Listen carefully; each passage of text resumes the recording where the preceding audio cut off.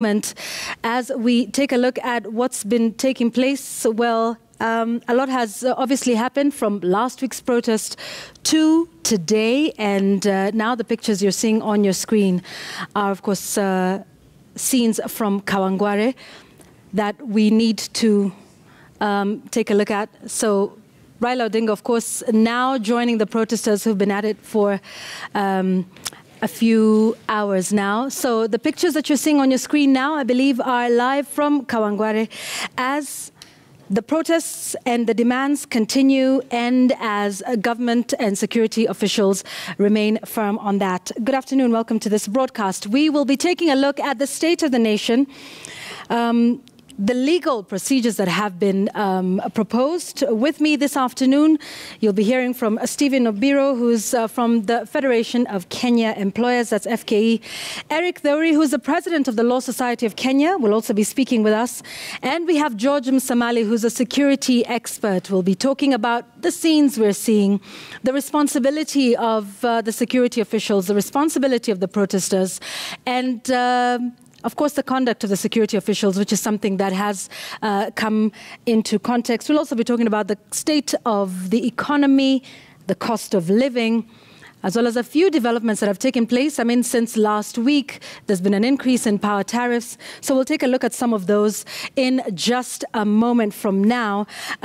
Maybe we can begin, even as we take a look at what's happening on your screens. I just want to thank my guests, gentlemen, for coming in and joining us this afternoon.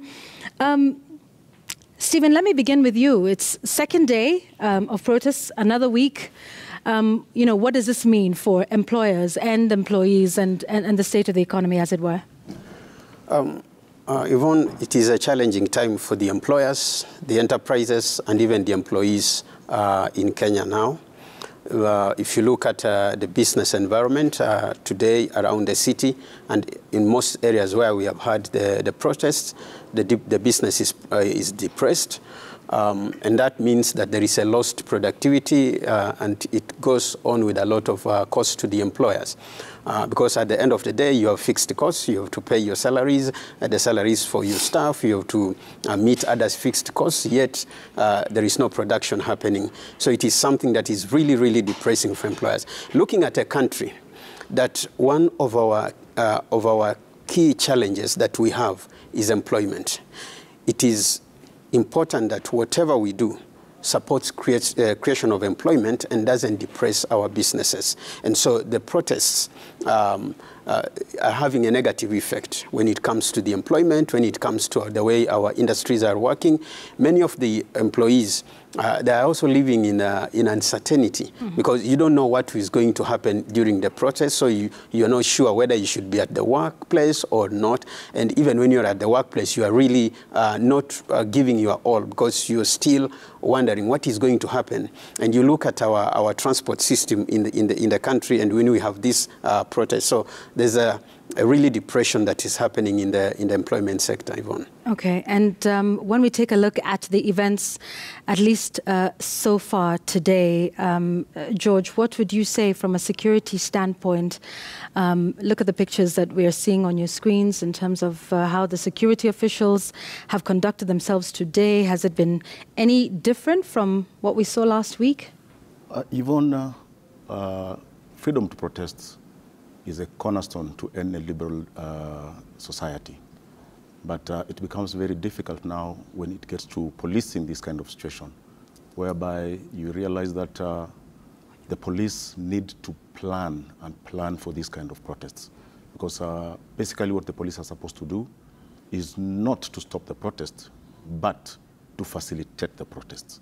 The police should not focus on crowd control, but they should focus on crowd management, because this is something that is enshrined in the Constitution, and they know very well their role when it comes to matters of dealing with protests. So, George, crowd control and crowd management, what's the difference? These are two different things. When you're doing crowd control, you're dealing with a crowd that is rioters, for example.